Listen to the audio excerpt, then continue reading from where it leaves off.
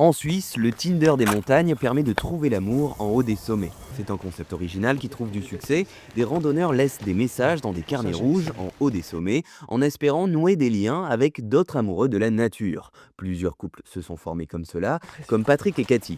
Cathy a franchi le pas en C'est une octobre beauté. dernier. Après avoir grimpé jusqu'au sommet de la Wandflou à 2133 mètres, elle a mis un mot accompagné de ses coordonnées dans le carnet rouge trouvé là-haut. 9 mois plus tard, elle a rencontré Patrick. Quand on se rencontre, c'est souvent face à face.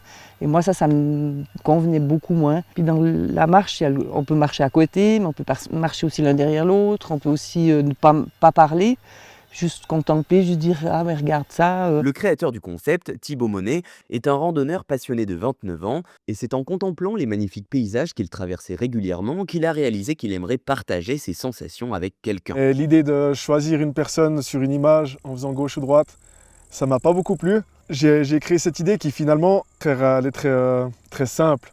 Si on contacte quelqu'un, la personne elle est venue au sommet, elle aime très probablement la nature, la montagne. Le premier point en commun il est fait.